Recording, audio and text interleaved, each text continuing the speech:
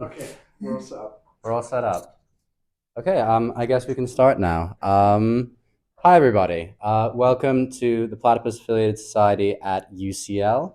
This is our fourth public event of the year. We have done two teach-ins and a panel so far, and this is a special teach-in we're doing with Benjamin Studebaker, an outside author that we brought in to do this.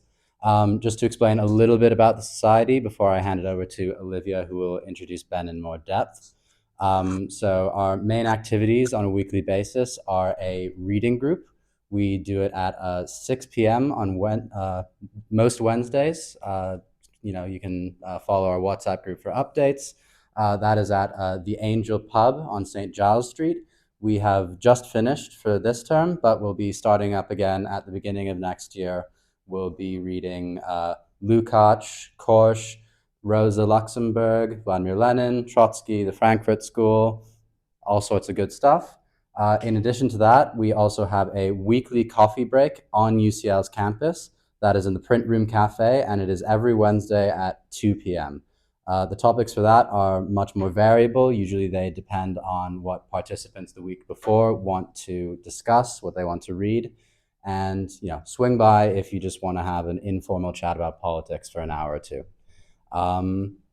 With that, that's UCL Platypus, and I'll hand it over to Olivia. Hi, everyone. Benjamin Studebaker is an American political theorist and author who has written extensively on the subjects of democracy, political economy, and international theory. He has recently released a book called Legitimacy in Liberal Democracies, in which he explores how legitimacy should be treated in countries where authoritarian alternatives lack credibility. In this teach-in, we will attempt to answer the question, what is next for the status quo? What is the relationship between the contemporary middle and working classes? Thank you. Ben.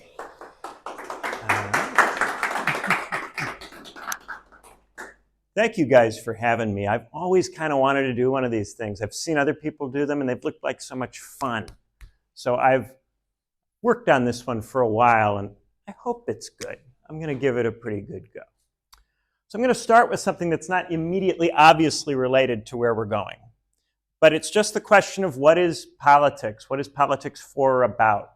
A lot of people these days default to something like a kind of Schmittian understanding of politics. They think it's about deciding who your friends are that share your way of life or values, and who your enemies are that you can't tolerate or live with. I don't think that's what politics is about at all.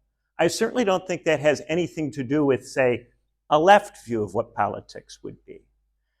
I think politics is a way of trying to deal with intractable disagreement. Intractable disagreement. A lot of the time in life we disagree with people, but we can talk it out pretty quickly and come to an agreement. It doesn't take very long. It's not very hard. It doesn't inconvenience us very much to talk it out. But sometimes you have a disagreement that takes too long to resolve or cuts too deep. Sometimes you're trying to figure something out with somebody you like, and you're talking past each other, and it goes on and on and on, and you get to a point where you can't even be in the relationship anymore. Intractable disagreement. Intractable disagreements happen all the time, and they're not always obviously political in the full, formal sense of that term. There's a question about which intractable disagreements should be resolved through formal procedures, and which should be resolved in an ad hoc fashion. There are advantages and disadvantages to both of these approaches. Formal procedures can get you an agreement when you can't have one otherwise. You might not agree on the question, but you can agree on the procedures for resolving the question, and that agreement can allow you to work past and around the disagreement. So even though you don't get your way on the substantive issue, you nonetheless feel included, taken care of in some way, right? The thing is, procedures take a long time, and procedures can be bureaucratic, and they can be sclerotic, they can be one size fits all, they can be inflexible, they can be insufficiently adaptable.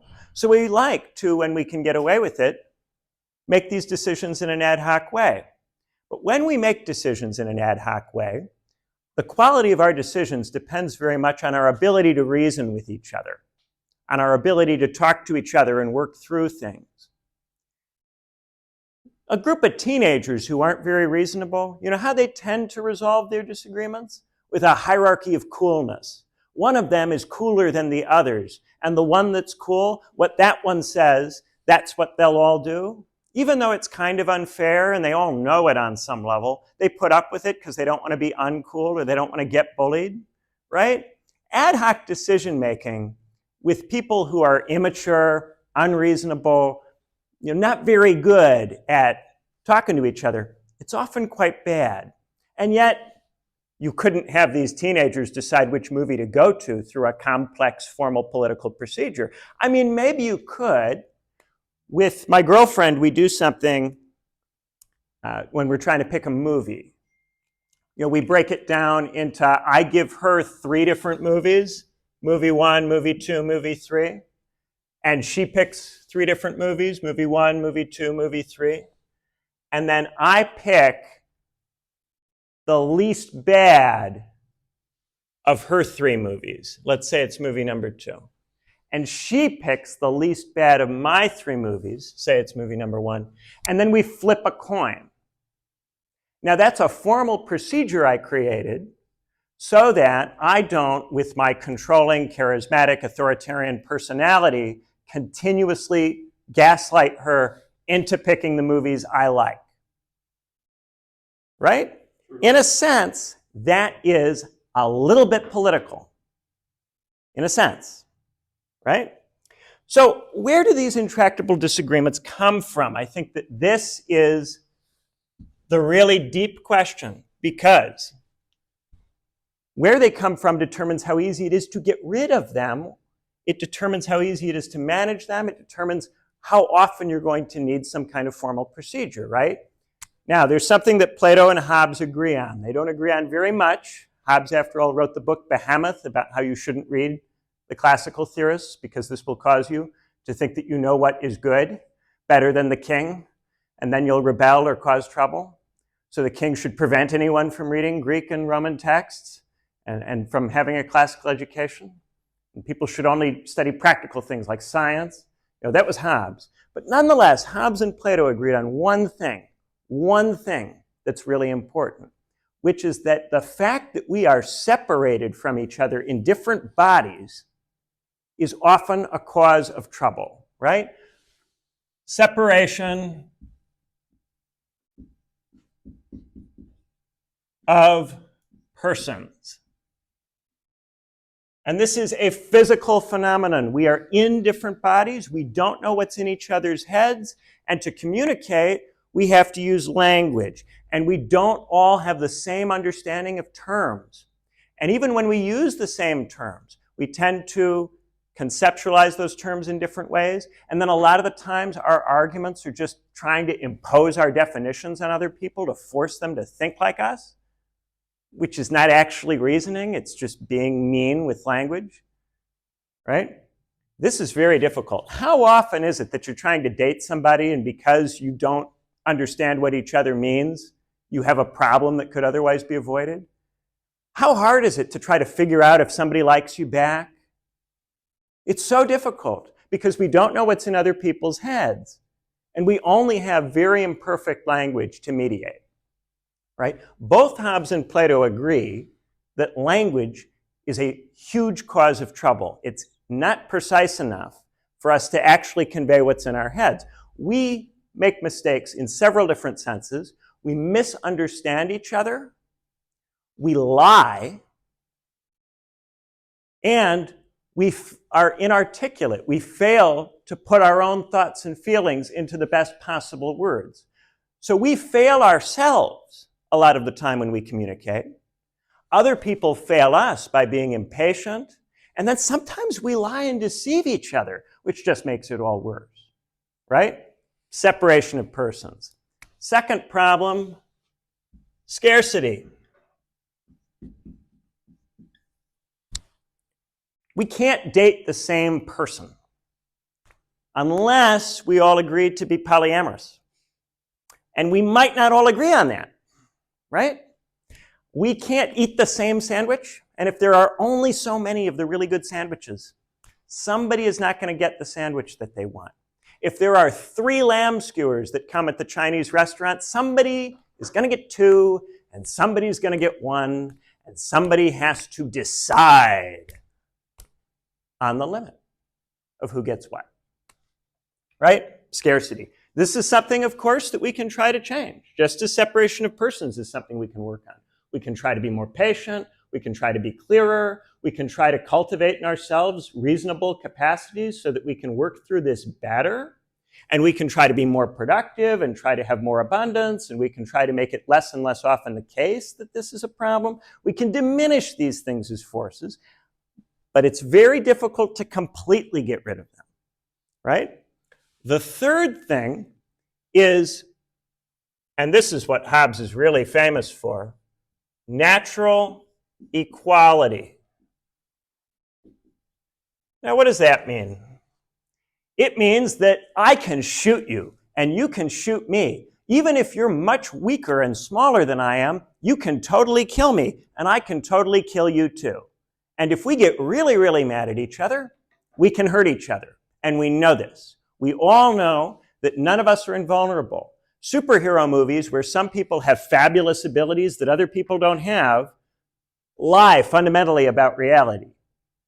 Even extraordinarily weak people can, by persuasion or by paying a hitman, bump you off. So this 3 set of conditions, it's quite difficult to transcend these things.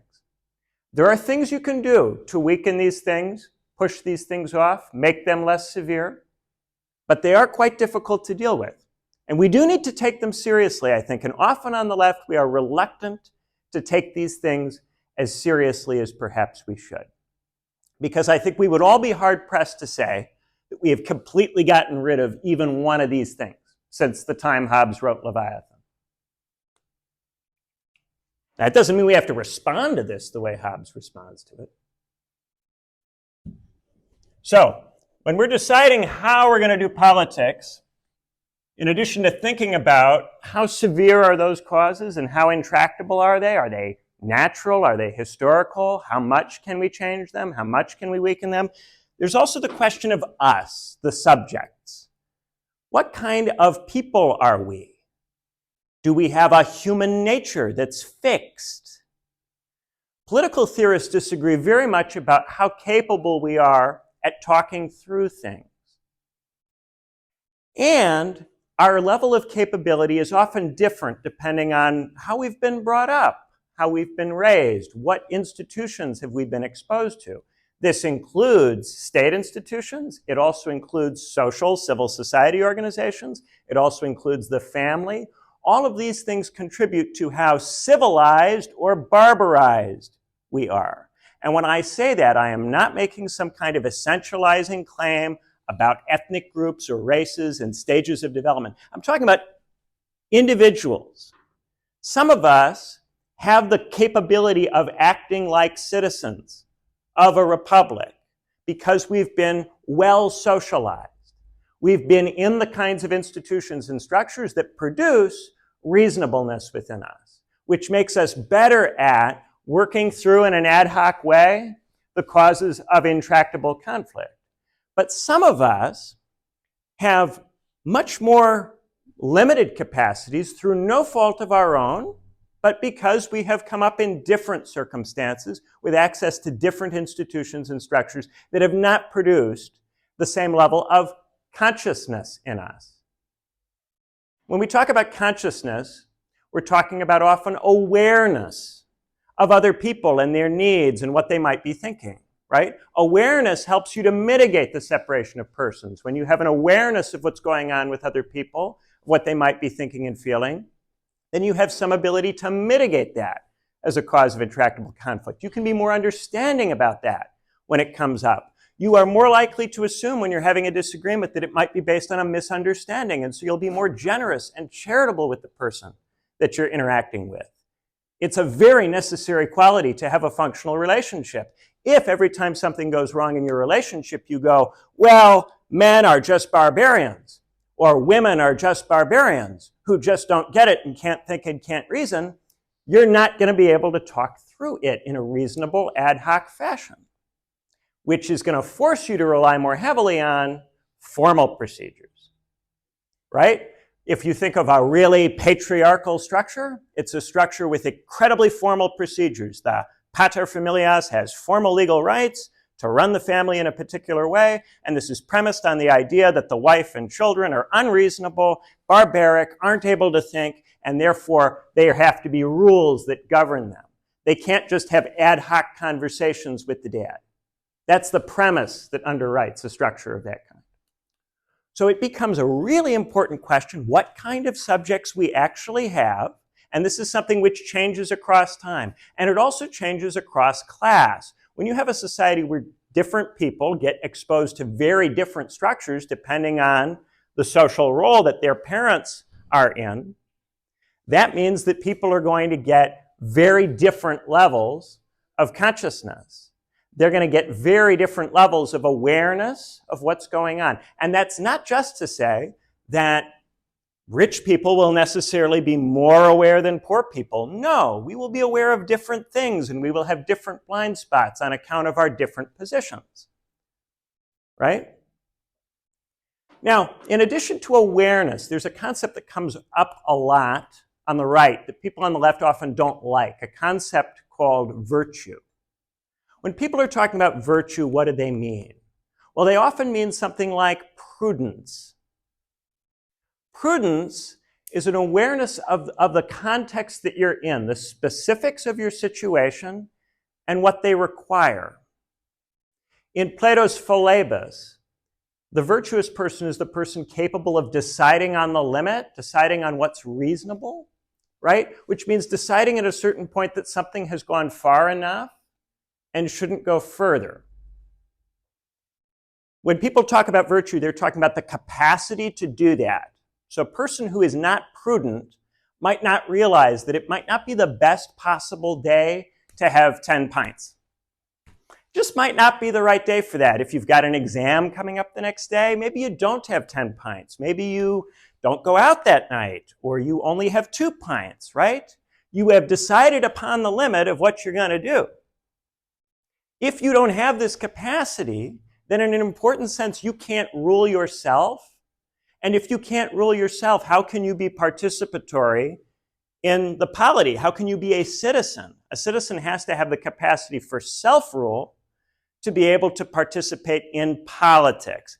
At least this is how it was historically understood for a long, long time. Now, each of us individually can only be so aware. Each of us individually can only be so virtuous. No one of us has the entire universe, the whole world, in their head. So we have to have dialogue. We have to talk to each other while dealing with all of the problems that come up when we try to use language. Because of this, it benefits us to talk to people in different positions other than our own who come at this from different points of view, different ideological traditions, different religious traditions, different class positions. Thing is, a lot of the time, people are telling you that you can't engage with people who are different from you because they're evil and intrinsically pose a threat to you. And when people are thinking like that, it has a barbarizing effect because it denies you sociality with people who are different from you, which denies you access to what's in other people's minds, which means that you are less aware of what's going on, which makes you less capable of exercising reason, which means that you tend to make worse decisions. Now, if you take people and you desocialize them, and you make it hard for them to talk to each other across these divisions, this barbarizes them in the sense that it makes them less aware of what's going on, and therefore less able to, through language, work through the causes of intractable conflict. And that means there's going to be more need for formal procedures. And that is ultimately what the state is for. The state has to be here because we are not reasonable enough, at least not yet, at least at this stage, to handle these causes of intractable conflict in an ad hoc way. Now, that's not to say that that has always been the case or will always be the case. It's an open historical question where it's been and where it's going. But if we want to be able to make more decisions on an ad hoc basis, then we have to become better people. And to be better people, we need better structures, families, civil society institutions, state institutions, all of these things, so that people are produced who have the relevant capacity to be sociable with people who are different from them. And this is something which is very fraught and very hard to do and very hard to sustain across time. Most of the time, historically, a small group of elites decide that most people are just not going to be able to do this. And they decide this in part because they're scarcity constrained. They think it requires a certain type of education to be able to participate in this. And they can't think of a way to give that education to enough people. They can't come up with the structures that are necessary to do it because they're in an agrarian or feudal context and they're too constrained. They don't have enough resources. They can barely manage to provide for their own educations, much less imagine how they might share it with other people. The university system, university education, the lecture where you say the same thing to everybody, including the folks at home, right? This is a compromise from the kinds of education that elites used to do, which used to be based on actually getting to know the particular students and trying to sort out where they were in their particular lives and their development and to meet them precisely where they were. And it used to be the case that these people tried to, actually articulate, what are the different stages of awareness or consciousness that a person is at? And how do you move them from one level to another level? They would think of this in terms of a ladder of virtues in many cases, right? But once you go to universal teaching, you can't be quite that precise about it. So some of our thinking about this has gotten muddled and foggy as a consequence of our trying very rapidly to scale this up very quickly. Nevertheless, capitalism points at the possibility of this scaling up because it generates an enormous amount of resources. In generating this enormous amount of resources, it suggests, well, in principle, shouldn't it be possible for a much larger set of people to get a lot more of the quality institutions in their lives, of all of the different pluralistic forms, that are necessary for them to become sufficiently reasonable, sufficiently civilized. And that is the amazing thing about it. Now, the trouble is that once you have this idea, and then you look at what actually goes on, very few people become very conscious in this society. Very, very few. Most institutions which purport to offer you this don't actually offer you it, but are instead focused on making you reliable, good worker, or someone who's high status, right? And high status people and wise people are not necessarily the same thing. There are lots of people who go to fancy universities, have fancy, well-paying jobs, and can't have a conversation with the person that they're dating that's reasonable because they are not civilized. Not in the relevant sense. Not in the sense that would make them fit for politics of the highest kind. So, I like to divide capitalism up into three parts. Early capitalism,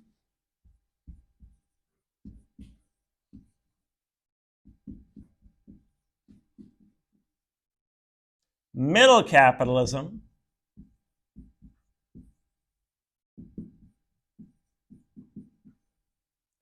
and I'm putting it in quote marks because I'm not sure we'll ever get there, late capitalism. I'm not sure. I'm not saying yes, I'm not saying no, I'm saying I'm not sure. People always want to believe that they're here because otherwise what a fucking waste all of this is. We're doing all of this stuff all the time. And yet very, very few people are becoming civilized. Very, very few people are becoming reasonable. very, very few people are becoming the kinds of people you would want to date. You date someone and you have to not talk about all kinds of things because they can't handle it? What kind of relationship is that? And yet this is endemic, right? Early capitalism comes after commercial society. In Platypus, you would call it bourgeois society. But I want you to bear in mind that in the literature, the non-platypus literature, it's often called commercial society or referred to in terms of commerce, right? If you go read something like Istvan Hunt's Jealousy of Trade, or many of the theorists who wrote in the 18th century, they often use the term commerce.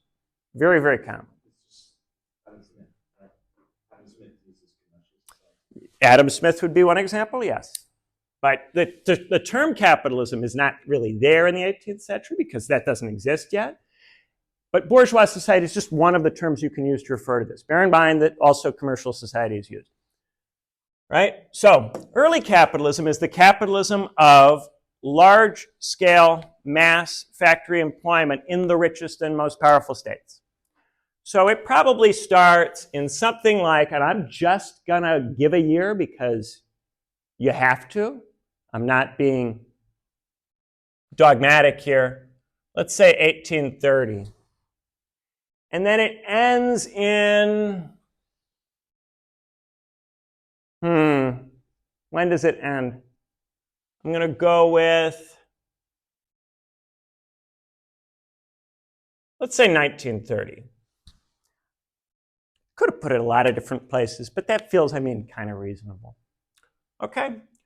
So in this period, you have enormous numbers of people working in factories. The main change is that people who used to work on farms move to the city and they get more industrial jobs or they get service jobs in the city. Okay? So there's urbanization. That's what's occurring. Now, during that process, it really is the case that if you have a strike and you shut down one of these factories, it costs an enormous amount of money to the employer very, very quickly. So it seems like the way to do left-wing stuff is to build out from the trade union consciousness, which is already rising rapidly in these societies. And it's rising rapidly because it seems obviously effective. It seems like it works. You don't have to make a complicated argument for joining a union in the 19th century because it accomplishes something. The bosses are very, very scared of the factory being shut off for 30 minutes. It's a huge problem. Tons of money. You miss deadlines. It's awful, right? But gradually what starts to happen is that there's a change. Now, you guys will often talk about Bonapartism as the change. And this is part of it, right? If we trace that to, 1870 or 1848, somewhere around there, Bonapartism, the position of the state and its rising up above the kind of society that existed in early capitalism, in commercial society, certainly an important feature, right? But I want to draw your attention here to a later stage of this, the stage of it by which it's so obvious and so ubiquitous that the Frankfurt School begins talking about total society, right? When we're talking about a total society, we're now talking about a kind of Keynesian, Fordist, Stalinist management that was not fully developed at the point at which, say, Bonapartism comes on the scene, right? And which tends to be more complicated than Bonapartism in that original form because it includes a much, much greater level of bureaucratization. Yes, Nietzsche complains about the culture Kampf in the late 19th century, and you can certainly find antecedents of this in Germany during that time. But I would put to you that the New Deal, Stalinization in the Soviet Union, and Nazi Germany are a different level of this, fundamentally different, and they really herald a new period. And in this new period, you're going to have a kind of managed capitalism, which is managed so as to liquidate the effectiveness of the politics of early capitalism. And this is done by sending an enormous number of people eventually to university. Now,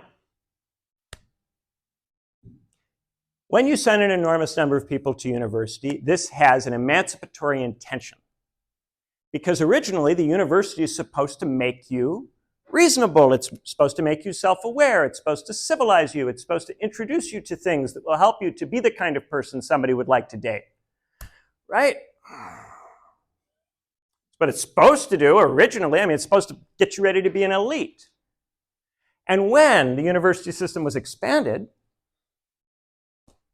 there was very much a widespread belief that you would all be prepared for socialism in the course of going to university, that it really would get you ready.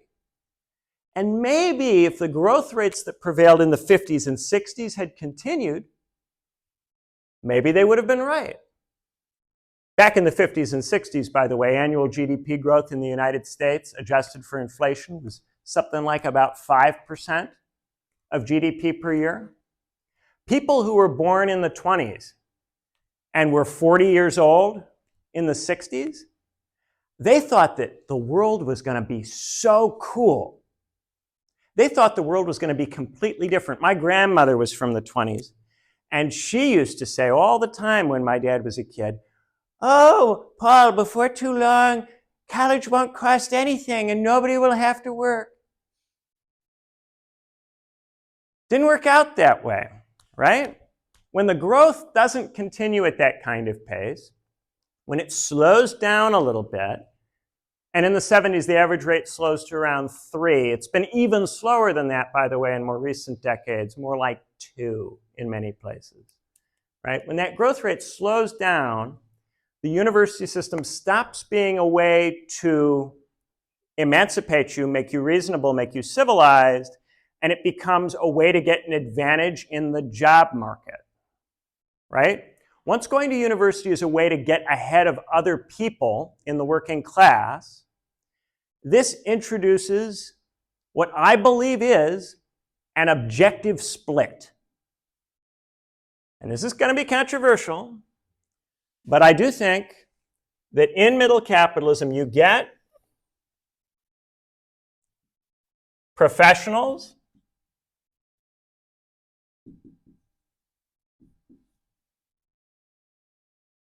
and what's left of traditional workers. And here I'll put trad in quote marks.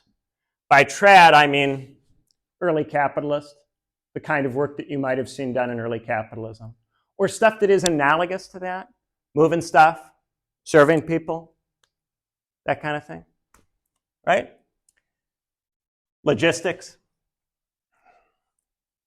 The professionals, because they've gone to school, think that they ought to get something better than what the trad workers get. They think they ought to get a graduate premium of some kind for having gone to school, right? This causes them to view the trad workers as not part of the same class as them to some degree, even if they claim otherwise. And the way you can really see this is in the language difference, right? If somebody starts talking like a worker in a left-wing group, they're immediately told that they're being bad in some way. If you talk like someone who hasn't been to school and hasn't heard all of the words that you're supposed to use, people tell you that you have to go and learn things. The term that used to be used just 10 years ago, I mean, now it's kind of faded away because it's so obvious that this is an incredibly insulting thing to say to somebody, is educate yourself. Educate yourself. You, worker who has been denied the kind of family, the kind of civil society structures, the kind of state that's necessary to be as reasonable as you could possibly be, go get good and figure it out on your own. Clean up your room, as Jordan Peterson likes to say. But no, this is not said by Jordan Peterson. It's said by ostensibly progressive people who go to universities.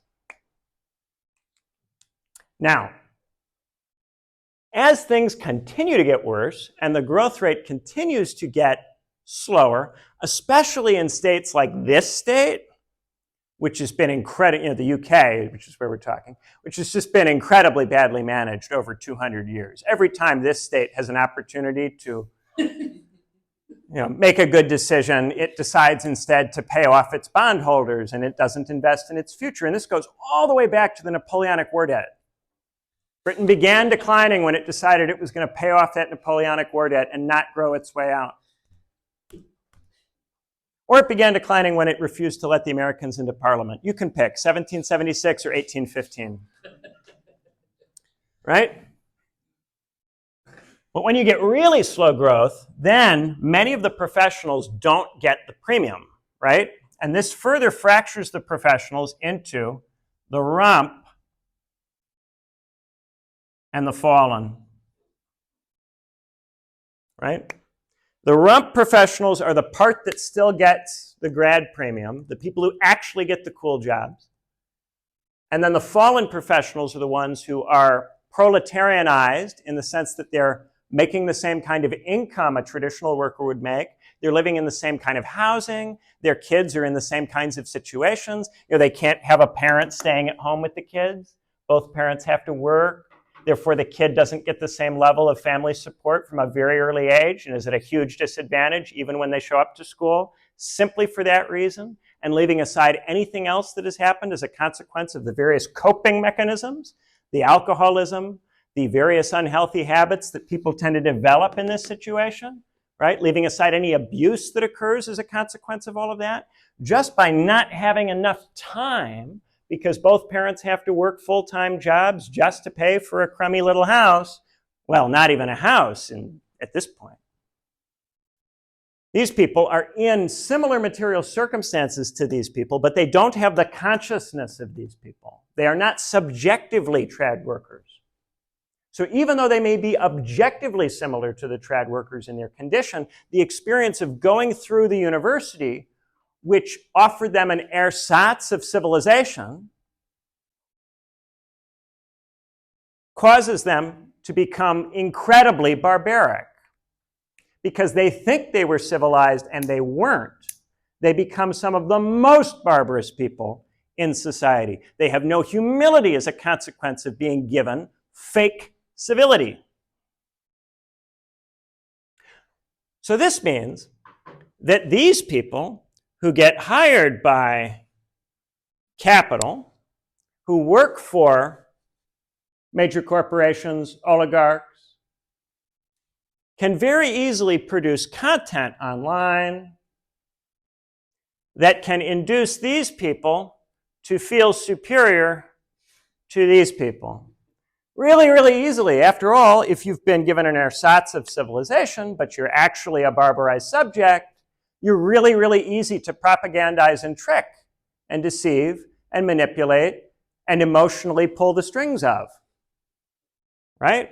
So what this means is that in middle capitalism, we get stuck in this dynamic where the professionals and the trad workers will not tend to be in the same political movements or parties. And this fracturing will make it very difficult for capital to be confronted. Now you add to this a material factor that I love to emphasize, capital mobility. So remember in early capitalism when you could shut down the factory for 30 minutes, cost your boss a bunch of money and get a raise? Now the factory is a Lego kit, and there are loads and loads of countries that are in the World Trade Organization that want the factory, and they will oppress the heck out of their workers to get that investment, right? So now when you do a strike, the factory gets Lego kitted up and shipped off somewhere else. Now, there are tons and tons of countries that are trying to be industrial producer countries, and the countries that have the citizens with the highest propensity to consume, the citizens who desire garbage and are willing to buy it, these countries have the power, because these countries are the only countries that can buy the huge piles of garbage that are now made all over the planet. Being the producer state, the industrial state, is not what it used to be. If you're Japan, your purchasing power is chronically low because you export electronics and cars. Same thing's going on in Germany, right? And then if you try to do without production and you financialize, now you have an economy dominated by bankers and consultants. That doesn't produce broad, wide shared prosperity either, which makes it very, very difficult to keep this whole thing going. Nevertheless, there are all sorts of tools for kicking it along. But this capital mobility means that even if these people work together, they're at a structural disadvantage relative to the position they were in early capitalism. So in early capitalism, they were both objectively better off because they didn't have to deal with the capital mobility, and so their organization was more effective. And they were also subjectively better off because they were not split in the way that they've now become split. Now, people are constantly trying to obscure this split and pretend that it's something else, to pretend that it's actually to do with essentially different races or sexes or sexualities or ethnic groups or civilizations, anything to obscure the degree to which it has its roots in economic structures and in relatively recent history that many, not so very old people have personally lived through. Now, to get to late capitalism, the logic of the New Left, you would have to get past this somehow. The New Left operated from the premise that there would not be a very long period in which the people who went to university would actually have to frickin' work, that period would be rapidly transcended and overcome. So you'd have to get to a point where there's so much technological development, so much growth, that you don't really need either of these. At least not to anything like the same degree you used to need them. To do a kind of moish postone thing where labor abolishes itself, you have to get to a point where you really don't need this stuff. You really don't need these people to do these roles. Now, we seem to still be quite a ways away from that. And the slow growth makes me think that we may be in this phase for quite a long time, much longer than we might like. And one of the things that haunts me is the idea that only getting to late capitalism will transcend this distinction and rot it and get rid of it. And if that's the case, then we would have to get there with economic growth, with some kind of boom, which would mean that capitalism would have to be capable of solving the problems it creates, that the modern state would have to be capable of solving the problems it creates. Whew. Now, why do I think that's such a tough chestnut? Well, let's talk about the state for a minute. We got time, right? Oh, yeah, we're doing fine.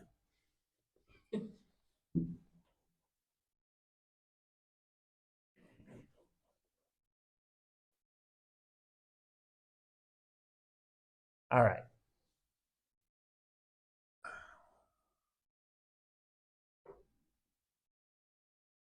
So now we're gonna do a little synthesis here. We're gonna walk back to what we were talking about before. So as you recall, we were talking about intractable disagreements and the formal procedures that have to be used to resolve them when the subjects are too barbarized to work it out amongst themselves, without resorting to hierarchies of coolness and bullying and other kinds of stupid, barbaric crap. So, what does the state do? The state creates formal procedures of some kind or another, right? And there are so many different ways to do this. Roman law is one. British law, common law. So many different procedures. And the state sets up a legislative system and a judicial system and maybe an executive branch, or maybe it combines these things. So many different ways for the state to structure itself, right? But these are all formal procedures for resolving the intractable disagreements that otherwise won't get resolved and might result in revolutionary violence, right? The state doesn't resolve the disagreement. The assumption historically is that that will produce revolutionary violence. Well, I'm not so sure that's true anymore. You see, because of all those divisions that we were just talking about, and because of the history of the 20th century, the failure of the Soviet Union, the failure of Maoism, the failure of Nazi Germany, right? A lot of people, when they look at the system, are not sure that they can achieve something by getting together with their friends and organizing to overthrow it. Yeah, to be sure, it's cool and all to say that you're like radical. It's cool to say that, but doing it, you might get arrested, you might get shot, you might get beat up, you might end up brain dead. Very bad things might happen. And what would you get at the end? The 20th century has made us doubt that we can get anything that's worth getting. And in the meantime, there's this huge gap now between the state's ability to deploy violence and the ability of the ordinary citizen, right? The difference between you and a soldier in 1840 is probably, you can fire maybe 2 shots a minute with your musket, and maybe the soldier's good for 4. Maybe he's just trained up a little better than you. But how hard would it be for you and your buddies to get together and get to 3 shots a minute? I mean, you guys could work on that. You'd have a chance, right? And you hide behind the barricade, you fight in the streets. It's hard to get those cannons wheeled in there. Maybe it'll be hard for them to use those weapons to go after you. Now it's a very different story. Now the weapons disparity is enormously, enormously great. And no matter how well armed you are, you can have all the machine guns you want. You'll never compete with these guys. These guys have all kinds of stuff, including stuff that they don't tell us about, but that I get, non-classified whispers of sometimes from people that I know. And let me tell you, it's all much worse than most people think. All right? So there's a huge gap. And this, in combination with the failures of the 20th century, have discouraged us a lot. Many of us don't think that we actually have a positive alternative. And so now we do things like anti-globalization and anti-capitalism, and we fetishize groups of people that we think are doing something pre-capitalist, as if they're showing there's some other viable way to, have 6-7 billion people on the planet not starve to death all at the same time. And they make up all kinds of pseudoscientific arguments about how they can somehow feed all of us with Sumerian technology, and it's just so stupid. So stupid and barbaric. It's because these people have been so brutalized by the system that they indulge in this kind of unreasonable thinking. Right? So if you don't have this possibility of revolution, if people aren't willing to go and do a revolution in response to this stuff, what it means is that the state doesn't have to resolve the intractable disagreement to anything like the same degree it used to have to do, right? It used to be that if the state didn't solve the problem, something would happen, right? Like if you're having a dispute with your neighbor and you take it to the magistrate and the magistrate doesn't get back to you, right? Just doesn't make a decision, or there's a vote and there's a bunch of judges and they have a draw and nothing happens. Back in the day, eventually you're going to go, this court system sucks. I'm just going to kill my neighbor, right? People used to do that. They really did. So the state had to have decent courts so that that wouldn't happen. And if not decent courts, then at least courts that make decisions. Courts that do take a decision, right? But if you're not going to do a revolution, if you're not really capable of serious organized violence, then the state doesn't have to do as much because there isn't as much pressure on it. So these disagreements, which were previously a potential threat to the state, become functional for it, right?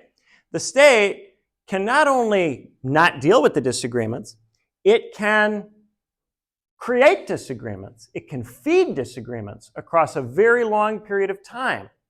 It can promote media that generates disagreements in all kinds of ways through the management of the social media companies and the management of the television networks, both management which is direct and indirect. The state can press these guys with the way it structures the market system to be in this competitive environment where they're trying to get clicks, they're trying to get ratings, they're trying to get money. The only way to get it is to get your attention, right? And because you either haven't gone to university, haven't gotten the benefits of all of these old structures, right? Or you have gone to university and you've only gotten a fake version of all of this stuff, right? If you're in a barbarized situation, well, you're not going to be able to stand up to all of that stuff. That stuff is going to get to you emotionally. It's going to bother you and it's going to make you reactive, right? And when you get reactive, you become unwilling to deal with people who don't validate your point of view.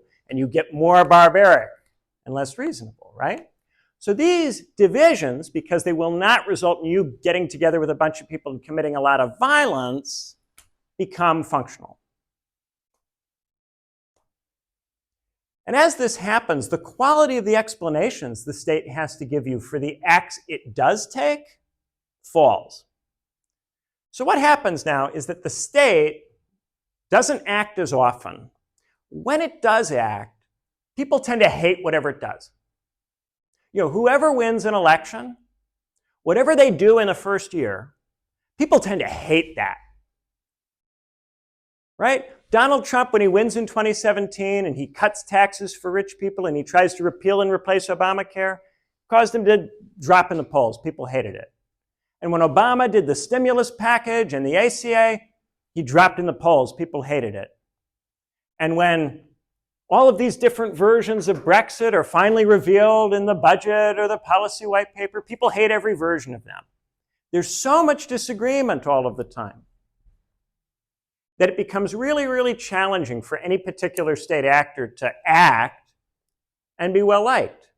But what do? You go, oh, that was awful. Let's just vote that person out and replace them with somebody else. They become the bearers of the resentment and the discontent. You flush them out of the system, you bring in somebody else, and you make them try again.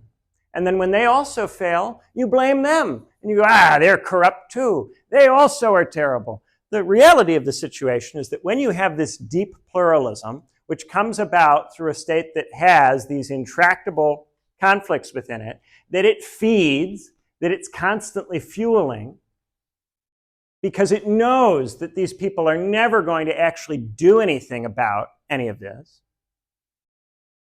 The effect of that is to reach a stage where you get what I call in the book, the new book, the legitimation hydra.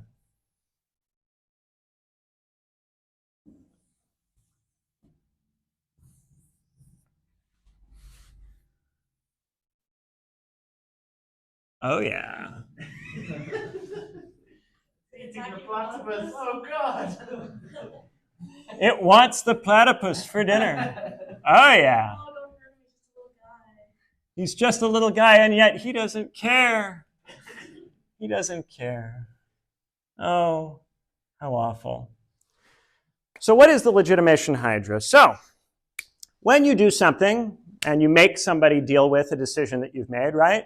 They might demand an explanation from you, right? If you make your fiance watch a movie that she doesn't want to watch, she'll go, why should we watch this movie? And I'll go, because it's high art, sweetie. It's, good. And I'm 32 and you're younger than me and I know things about art. And I might make all kinds of claims, right? About I have epistemic superiority. I did a PhD. You should listen to me. I could say all kinds of ridiculous, shitty things to get her to watch the movie I want to watch, right? Now, when I do this, I would make reference to all kinds of abstractions. I would say, I know the truth about what's a good movie. Or I would say, I have better taste than you. Or I would say, it's just actually a really good movie. It's really smart. You'd really like it, sweetie. I know what you like. Right? Whatever it is that I would say, the explanation's function and purpose would be to get her to go along with it, right?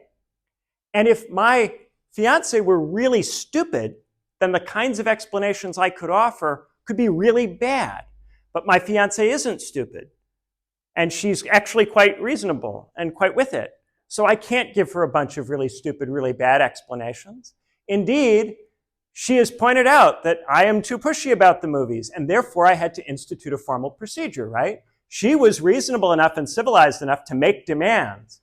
And the only way that I could meet the demands was to compromise by instituting a procedure, right? It's because of her capacity to understand the situation and respond to it that I have to make a concession, right? And then actually, as it turns out, this is better because now I have a fiance that can actually think with me. And it's wonderful. She's not my subject. We work together and we have a wonderful procedure for picking films that I love and am happy to evangelize about. Right? Now, in liberal democracy, there are certain abstractions that the state likes to invoke when it does stuff. It says that it's defending, let's call this one freedom. Or maybe equality. No, how about equity? That sounds about right. And maybe this little thinker over here is called representation. And then these guys, they're not so sure about liberalism. Let's call this one prosperity. And this guy, order. And this guy over here, peace. Oh, and how about one over here?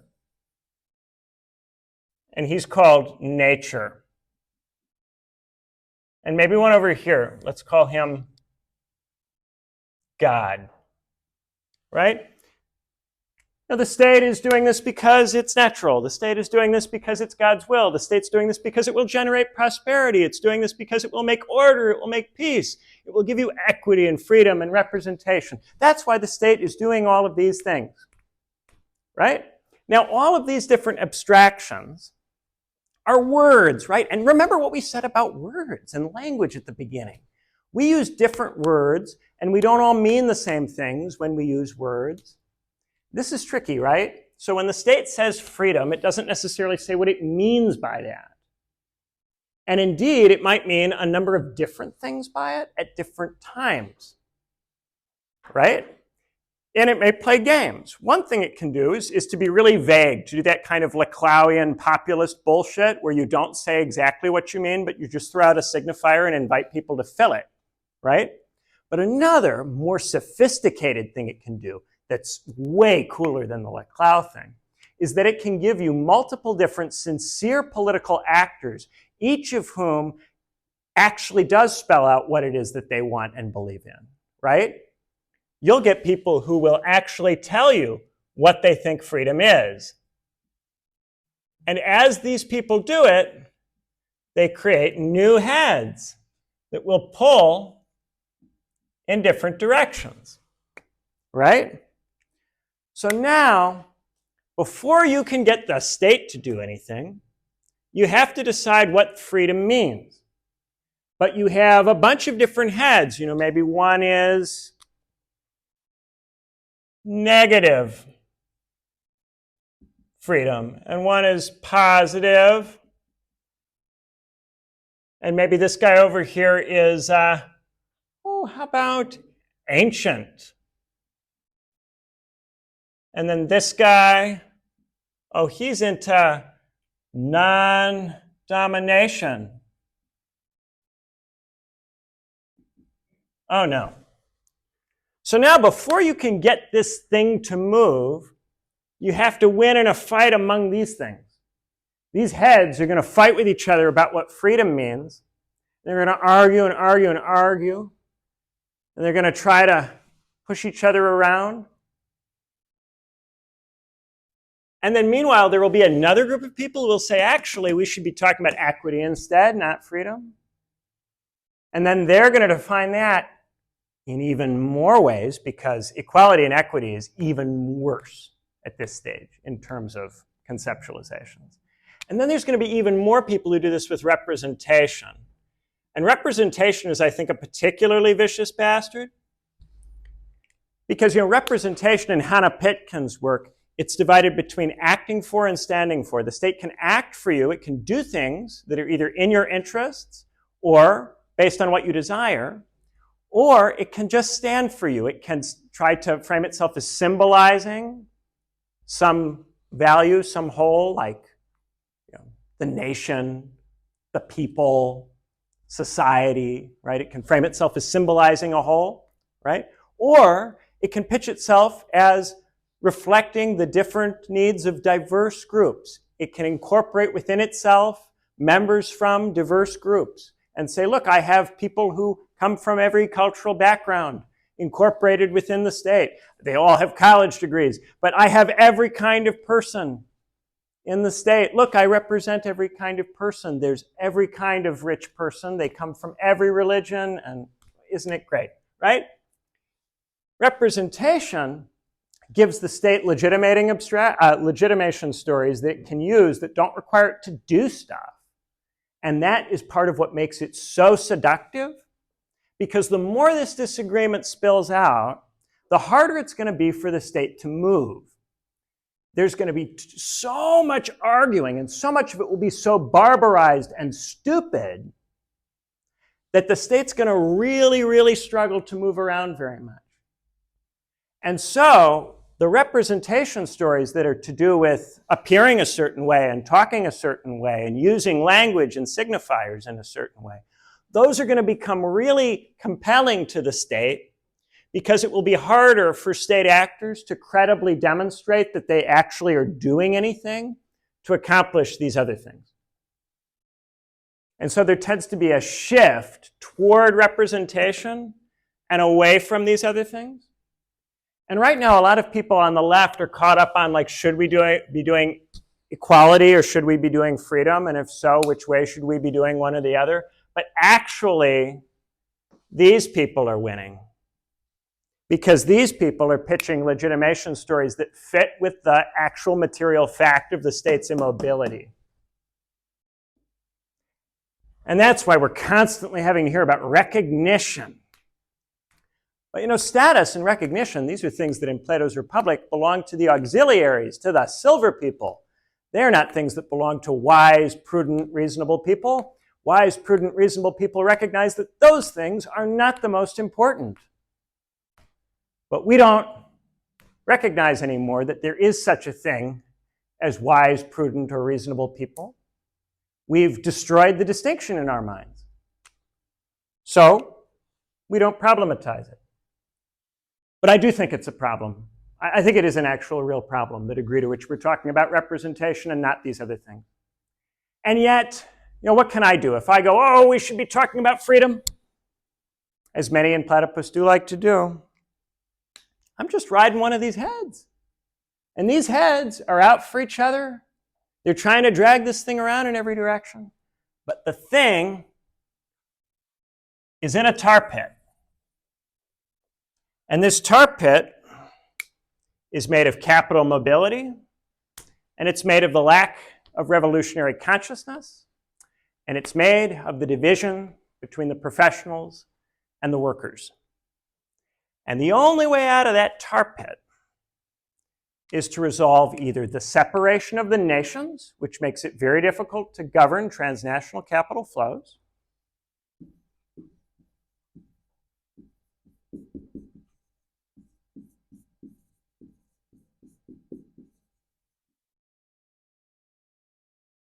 or it's to grow enough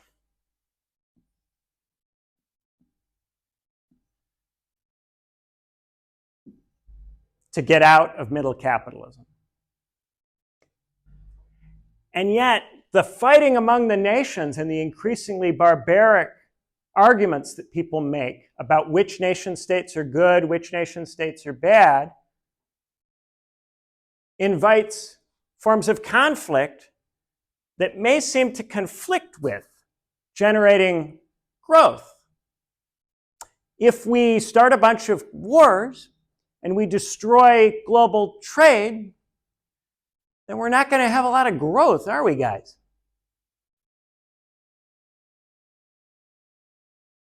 And if we have a bunch of wars and we start creating little statelets like Scotland or Catalonia or Palestine, create a bunch of little statelets, then we're not going to overcome the separation of nations and the constant competition which all nations have for access to global capital. Which means that we will stick ourselves ever deeper into this pit while arguing about all of this shit. And it will all come back to the fact that we've become too barbarized. We've become too barbarized because our family structures, our civil society structures, and our states have become gradually worse over time to the point at which they build inferior kinds of subjects at every level of society. Not just elite reproduction, but every level of society. People are less reasonable, less capable than they were. That's not to say that everybody's crazy, and it's not to say that this is a permanent or irreversible state of affairs. Because in the past, there have been many times where things have gotten very, very bad, and people have seemed to have lost their way, and we have yet found ways to regenerate capacity for thinking, capacity for reason, capacity for civility in people. But if we don't generate those things, then we can't have a left, because the left is predicated on enough awareness that you can think about this as a process and make reasonable decisions about it, that you can decide on the limit of what you're going to do when you're in a meeting, when you're in an organization, that you're not just being reactive and getting upset because somebody said something and it hurt your feelings, or it hurt the feelings of somebody that you love, and now you're going to be mad. And we don't get anywhere with this. We don't get anywhere with people trying to feel superior, to feel seen, to feel recognized. These are things barbarized subjects do. They're not what reasonable people do. They're not what virtuous people do. But this is coming out of capitalism. And it's produced a situation I'm not really seeing a way out of. I'm really not seeing a way out of.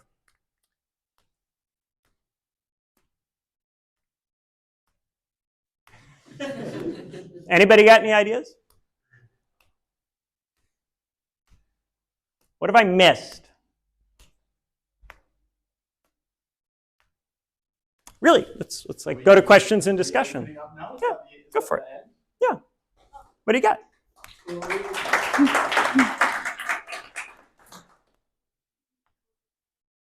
Does anyone have any questions? I think I might have one, but I need a little bit of time to formulate it if anyone wants to jump in. So, okay, I'll go. I'll kick off. Oh, thank you. Now I feel more under pressure. So I wanted to ask about the notion of disagreement. Because for you, that seems to be you outline these things from Hobbes, which are the things you think we should take seriously, even if we don't take seriously Hobbes' solution to them. But it did seem like your main focus was disagreement, right? And how... yeah, those are the causes of intractable disagreement. Right, yeah. So they're all feeding into that, which is kind of the main problem, right? Mm-hmm. And that in part the problem is that we have become, we meaning just regular Joes in civil society, have become bad at managing those in an ad hoc way. That's why the state is necessary in some regard. The elites too, not just regular Joes. Everybody is getting worse at this. Okay. Mm-hmm. Yeah. But I wanted to ask, I don't know, I think there's a lot of ways that people can differ, and there's many ways of conceptualizing this. For example, having different interests. I think the paradigm example would be having different tastes, right? So it is possible, to go to your example, that you and your girlfriend like very different films, but unless you sort of get into a situation where it becomes a bone of contention, it doesn't really rise to the level of disagreement, right?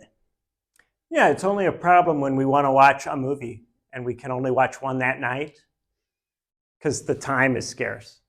Right. There's only that, You could go into your separate rooms and watch the films that you but we want you to both watch want to watch. There is often a desire on our parts to do things that do involve each other. It's not the same good for me if I watch the film by myself as it is if I get her to watch it and then give me her opinions and takes, so that I can conversate with her. I'm aware.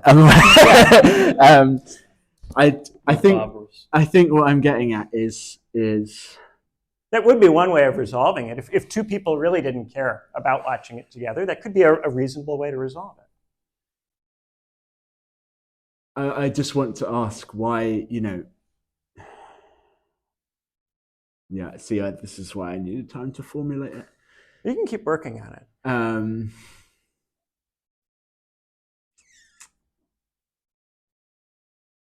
I could say a little bit more about just this point. Yeah, which is that, of course, reasonable people can do a lot of things ad hoc and don't need formal procedures for a whole lot. You know, like as an adult who's 32, if I go and stay with somebody I don't know, it's not that hard for me to just behave myself in such a way that they like me and are glad to have me back.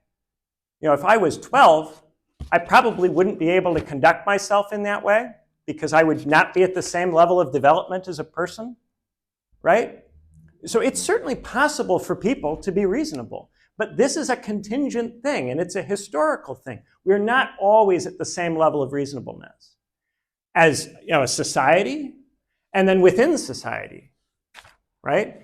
And it's the argument that it seems like some people from different class backgrounds are different levels of reasonable, or some people of different sexes are different levels of reasonable. That's the argument that the right makes. But then the right also tends to transhistoricize that and say that that's permanent, irreversible, it doesn't change. One very key thing that makes this a left-wing view and not a right-wing view is that it is completely open to change. None of this is natural or permanent. Mm-hmm. None of it. Okay, I think I've come to some sort of formulation of the question, right? So you began by saying you wanted to talk about what politics per se is. Okay, would you endorse the idea that politics is primarily about disagreement? And in that case, where do you draw the line with the sphere of things which potentially could sit entirely outside of politics? This is why I brought up the question of taste. Right, in someone like Kant, there's the idea that you can't legislate universally. So I turn into Sean Connery for pleasures, right? Like there is no way for us to reach an agreement on that, really, and that is a function of this Hobbesian separation of individuals. But it's not necessarily a problem because we could live in a society where we just allow each other to, you know, not yuck each other's yum, as they like to say, and let each other go our own way. So it seems like there's a specific subset of problems which actually result in disagreement, and which rise to the level of like being genuinely political. And I think, you know, someone like Anton Jaeger will talk about hyperpolitics and how what that is in some way the pseudo politicization of things that really should lie outside that sphere. I'd just like you to comment on that distinction, and I guess it's partly to do with: do you think you could you easily fit politics onto a separation between state and civil society, or you know, how does this work? Yeah. So for me, it would be the disagreements that are intractable, right? And those are, of course, different in different times and places and for different people within the same society, right? For one person, it might be a huge problem if their girlfriend doesn't order the same food as them at the restaurant, right? If their girlfriend isn't comfortable eating the same kind of food that they eat because they want to share the food together, and someone else might not care about that at all. And so the different tastes might not rise to the level of being an intractable issue, right? So I think what is intractable tends to become political, especially in cases where it's not possible to work it out through ad hoc, reasonable conversation about it, right? And the set of things that will therefore be political will change over time, because the set of things that we can work out in an ad hoc way depends on our capacities, which are changing continuously over time and which vary among each other at any given point based on our different upbringings, different structural positions.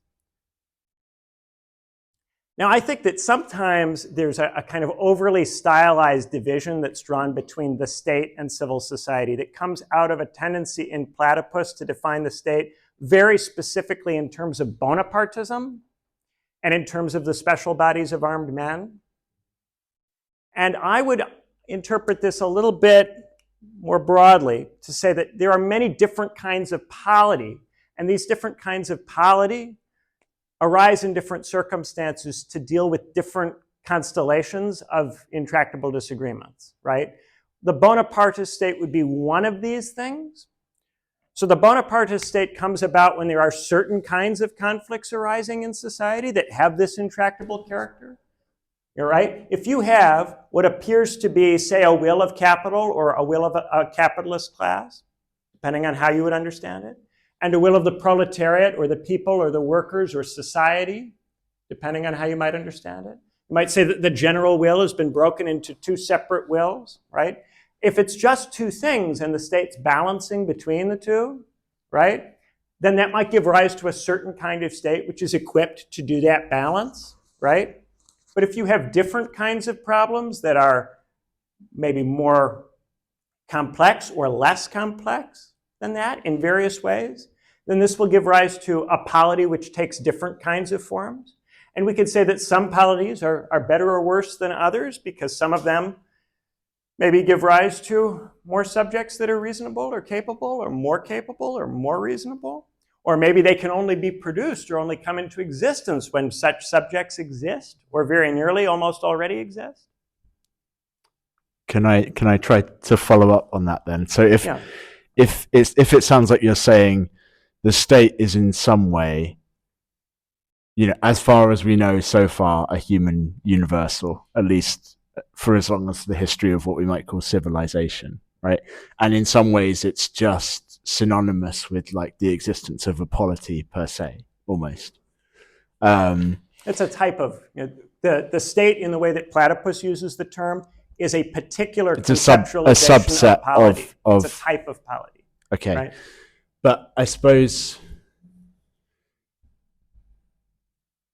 what I wanted to ask is that if you acknowledge that like something along the lines of the Bonapartist state, it describes something at least, right? Mm-hmm. I think we can agree on that. Mm-hmm. Then it does seem that actually the most crucial functions of that are not to do with arbitrating or mediating disagreement at all.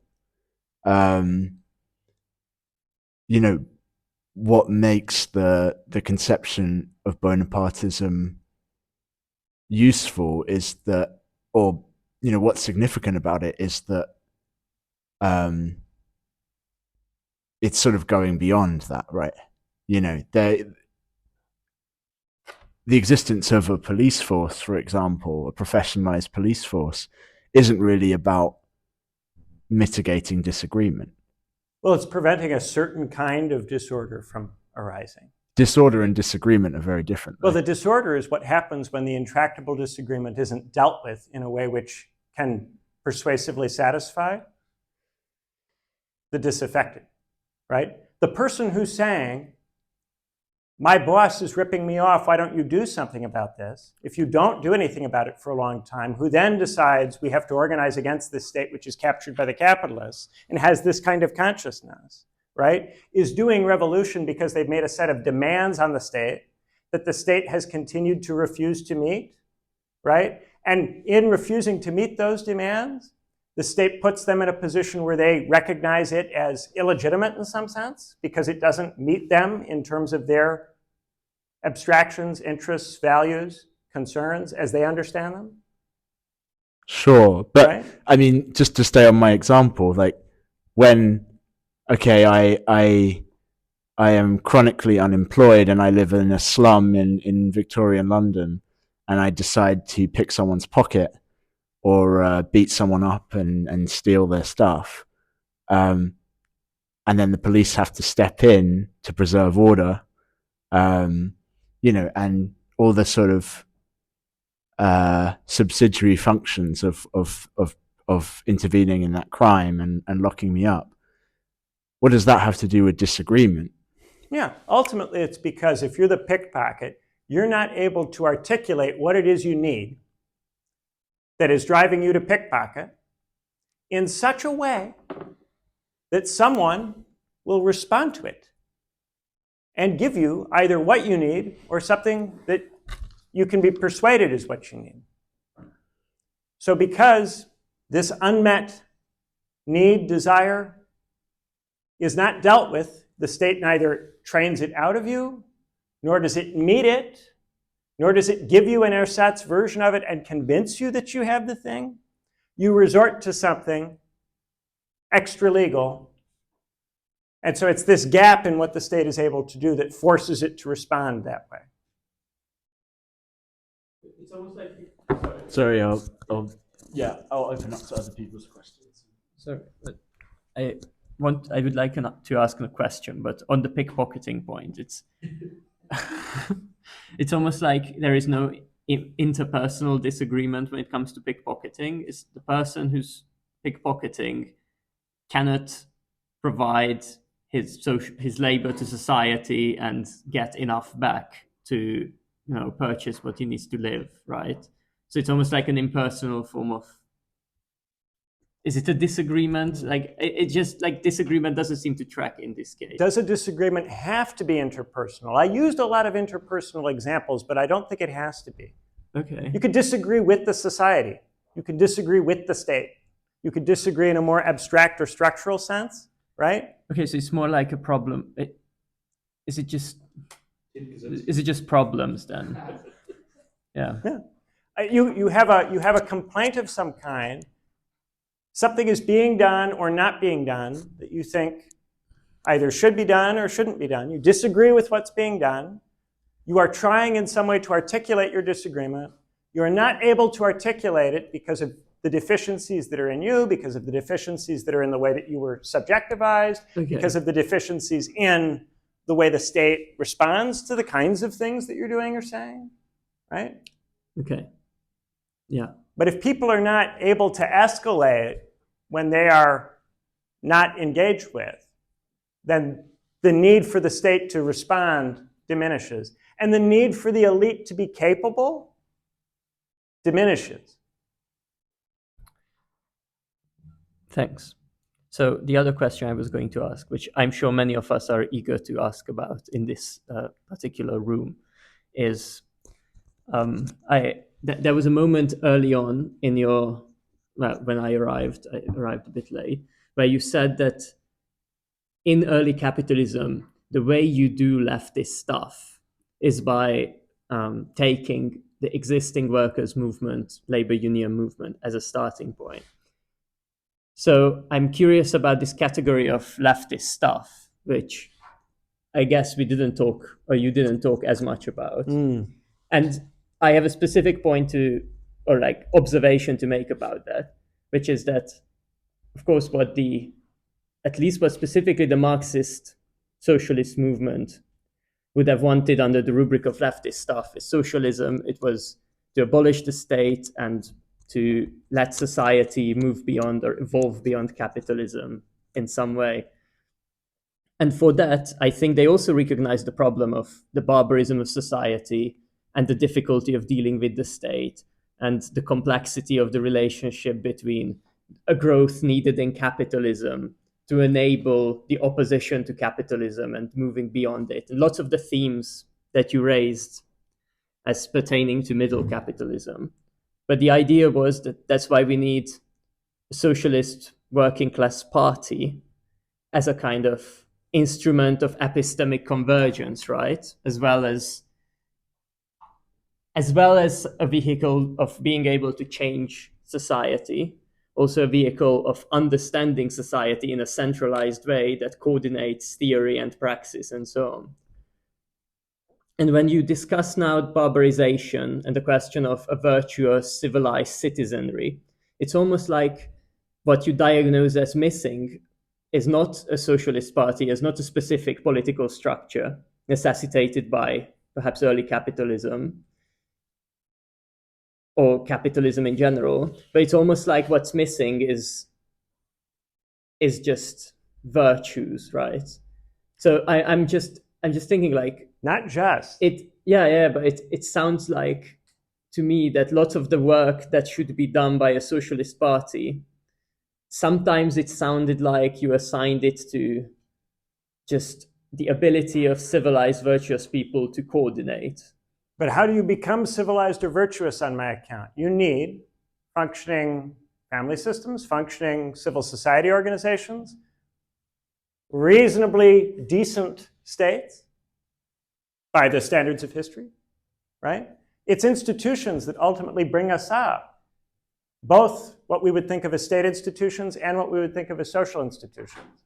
So if you don't have this kind of backdrop, then you'll have subjects with capabilities that are different than at other periods in history, which will require that they be organized in different ways, if indeed they can be organized at all.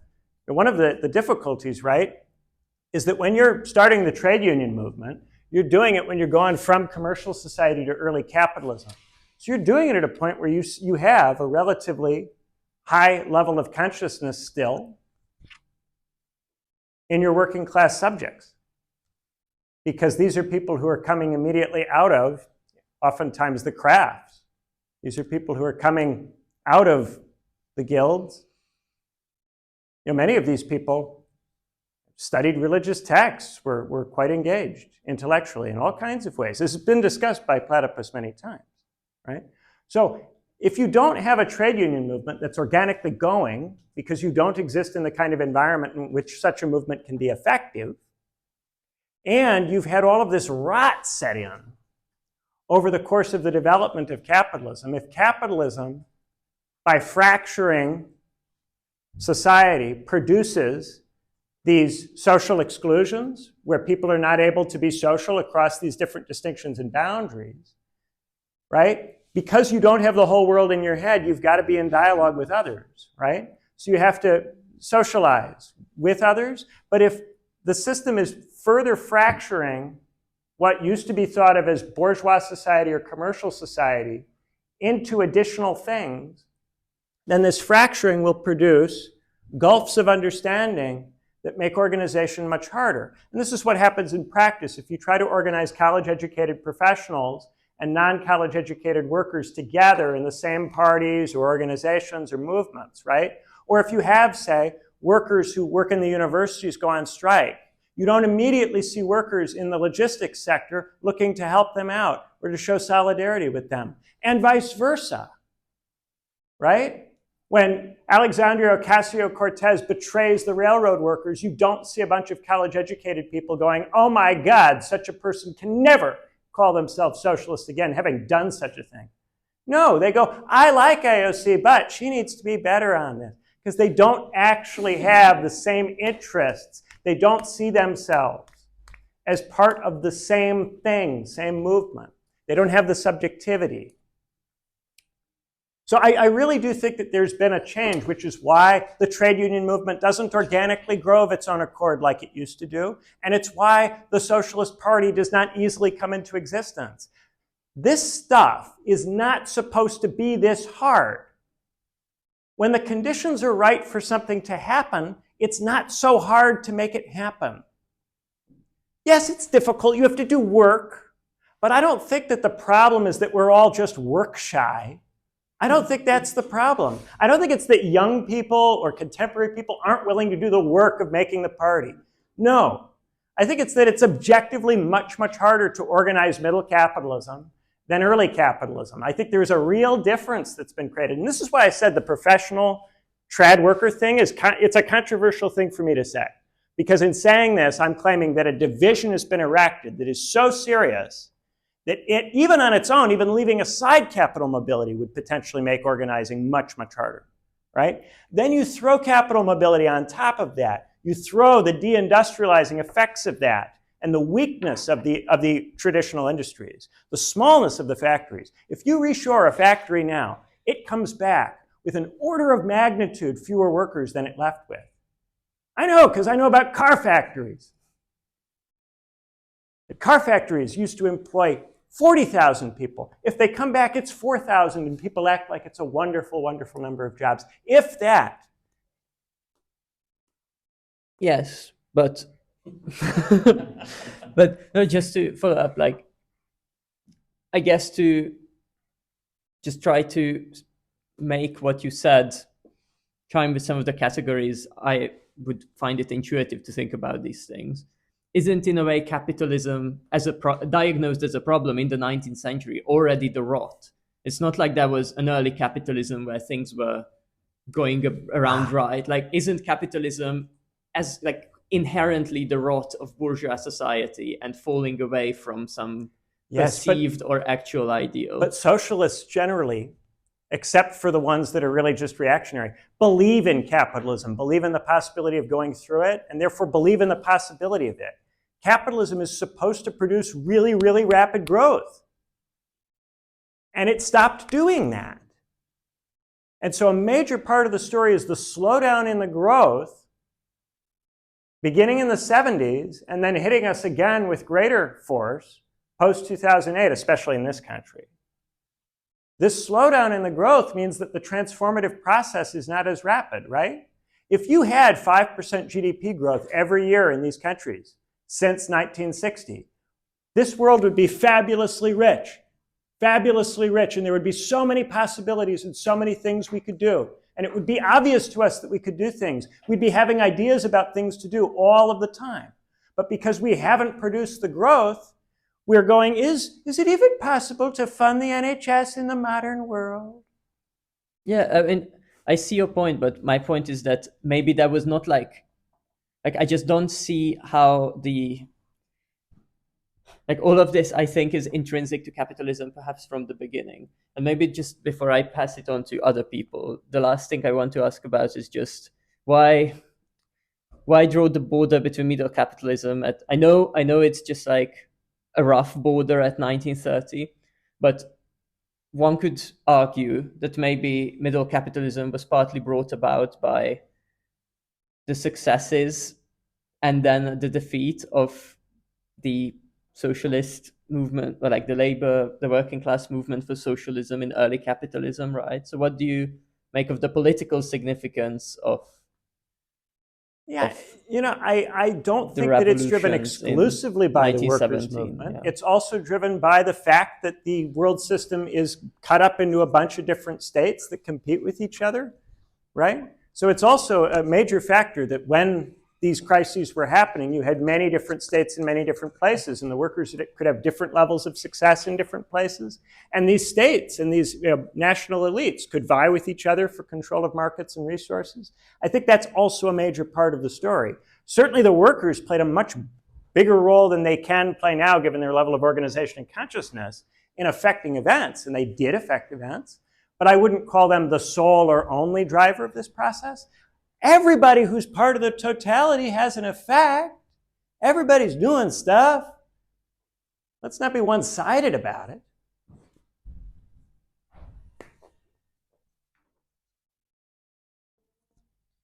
I have my own question, but I also did want to do a quick time check. We have about 15 to 20 minutes left in this room. If no one has any other questions, then I will say mine, but I would really like to open up to the non-members in the room. I would like to hear from anybody.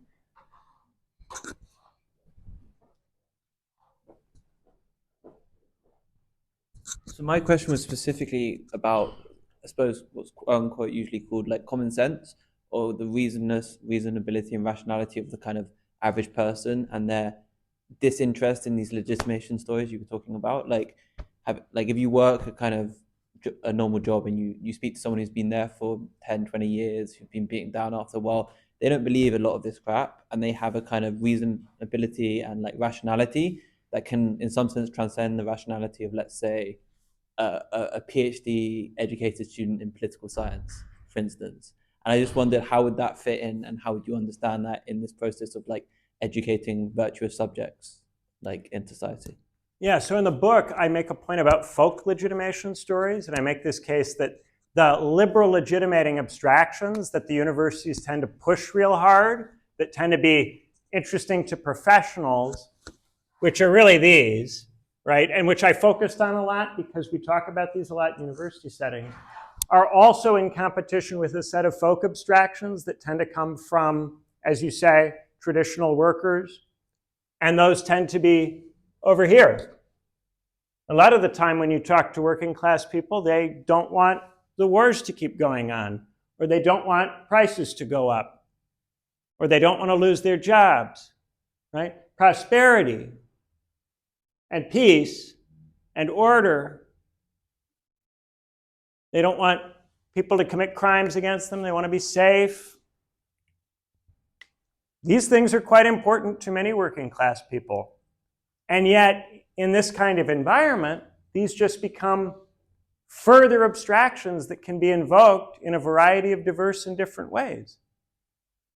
And indeed, this has been the case for a long time. The Roman Emperor Septimius Severus once said that he had created an all-embracing peace by defeating the barbarians who always harassed the empire, right? When he says that, he's saying, look, I have made you safe by fighting people all the time and making war, right? So my action is legitimate because I can explain it, because although it looks brutal and violent and horrible and nasty, ultimately it does something for you. This can happen without all of the jargon that tends to be introduced by professionals with regard to the liberal abstractions, which, as you say, are kind of more free-floating and harder to pin down and more nebulous. But you can also do it with these, and indeed in the past, states did, because in the past they didn't rely nearly so much on those, right? That's the sense in which they're liberal. They very much are part of the modern state. They're part of commercial society, at least in the way we use them now. Yes, the Romans did have libertas, but that certainly wasn't going to be the argument that you gave to, many of the people in the provinces. The initial argument you give to people in the provinces is that if you become a province, you don't have to fight your neighbors anymore, and indeed you get to trade with them and you get rich, right? That's why if you're a Roman province, you accept the Roman emperor because he gives you peace and order and prosperity, right? All of that's still there. Nature and God too. All of that is still part of this conversation, right? But indeed, it further complicates the whole thing, doesn't it? And creates even more possible points of antagonism. Because if somebody racks up and starts trying to tell the professionals that they want peace, or that they just don't want the cost of living to go up, the professionals go, you stupid person, the inflation rate isn't as high as you think. Don't you care about equity for the different underrepresented groups? That's what happens. So it further complicates it. And you can certainly sympathize with the abstractions and with the particular narratives and stories that tend to be preferred by traditional workers and by people who didn't go to university. You could certainly sympathize with that, but it's not a solution, because getting on one of these heads and riding it and trying to use it to defeat the others, when you're riding a hydra and anytime you attack any of the heads, people respond by proliferating more heads, by conceptualizing the term in further different ways, by making further distinctions. Would there not be some level of kind of usefulness to having some kind of material basis to this kind of rationality? So you could, as opposed to pointing to representation that has very little effects on your life, like inflation, cost of living, peace, prosperity, these are much more kind of tangible things that people can relate to. Yeah, you and I might be able to agree on that. And we might be able to get a significant number of people to agree on it. But it's my contention that because of the middle capitalist split between the professionals and the traditional workers, we will really struggle to make an effective movement on the basis of any of this at this point. Not because all of these are bad values or wrong values. I care about freedom. I care about certain kinds of representation or equality with certain conceptualized in certain ways. I care about all of these things. Many people do to varying degrees. There might be one or two here that you really don't like, but I mean, most of these are just different ways of saying I want something good.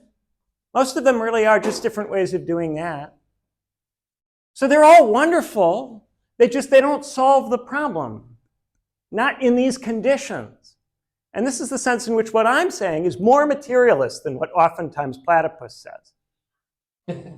Not in these conditions. We have a situation which has made people unable to do these things that you guys would like to see them do. That's why they don't do them. And that's why you have panels and they show up and they say barbaric, stupid things. Because they're in a situation that has deprived them of the capacity to be reasonable and to think. So they're not able to be the kinds of subjects you want. And so what needs to happen is that people need to be, in some way, built. We need to build people at every level of society, not just elites. And I get accused sometimes by Platypus of being into elite reproduction when Platypus operates at elite universities. Hi Ben, very quick question. I'm definitely the peasant professional class and my brain is fried. But doesn't your argument tie you up in knots in terms of, so for instance, the identity politics people are also claiming that a new subject with the right thoughts needs to be generated.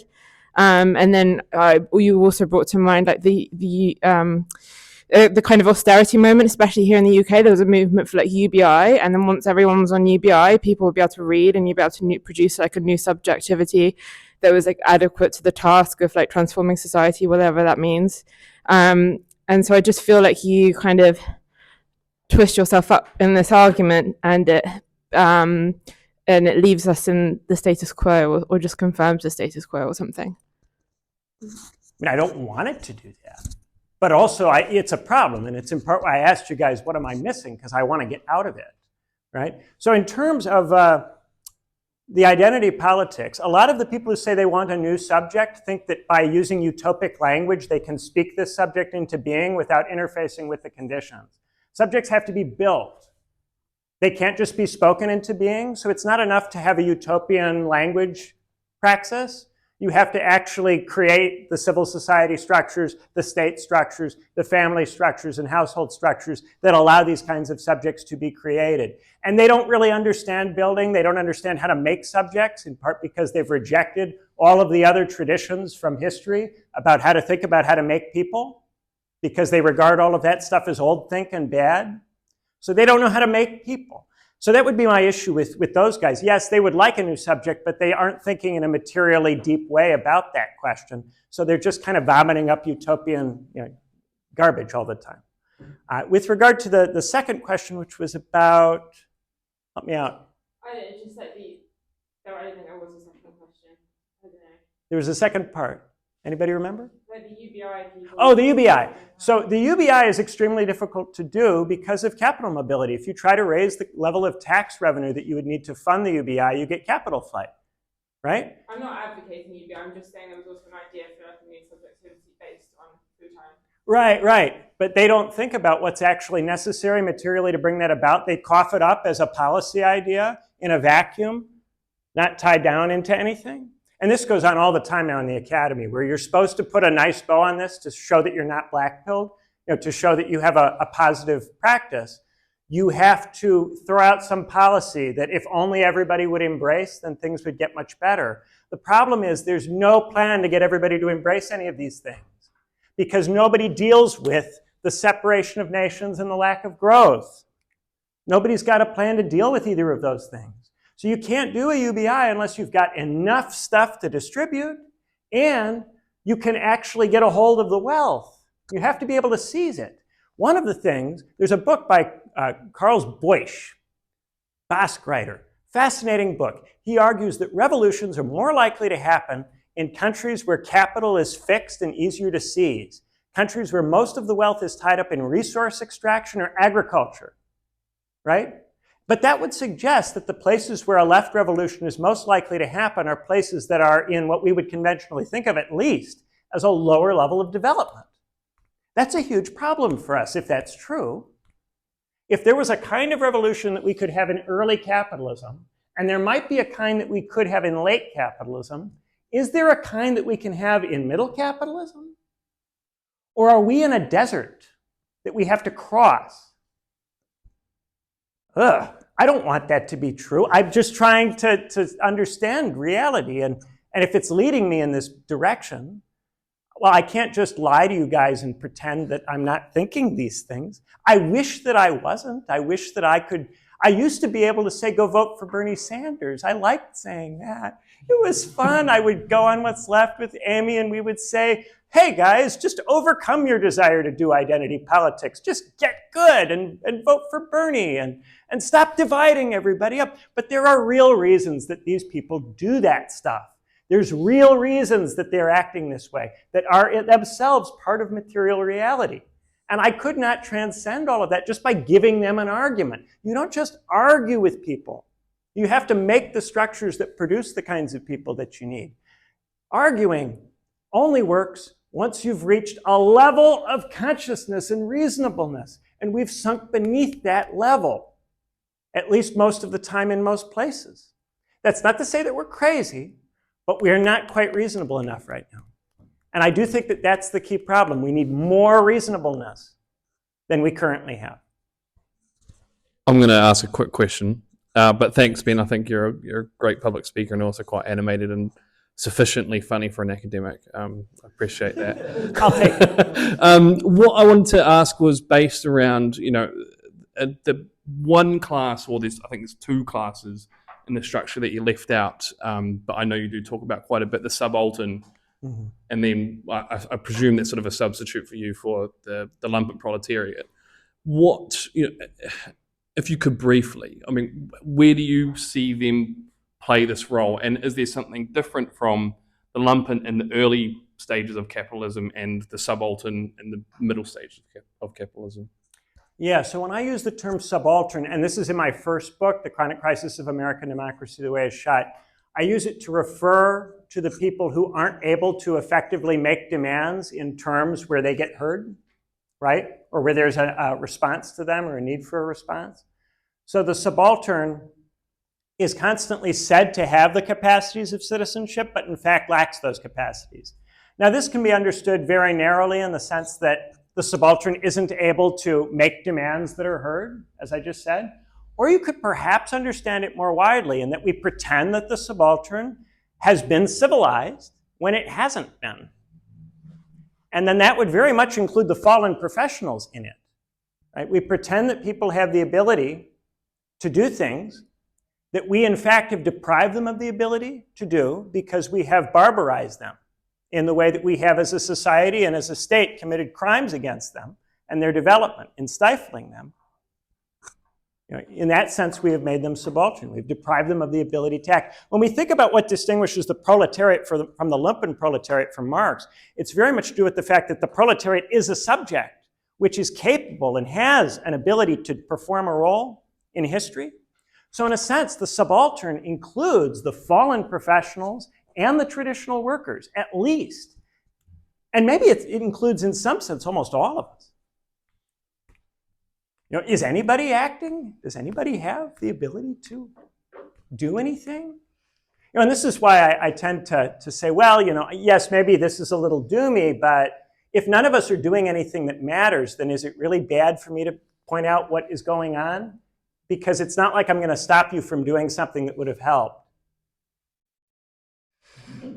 I can only stop you from wasting your life in various ways. I can only get you to think harder about what to do with the time you've got left.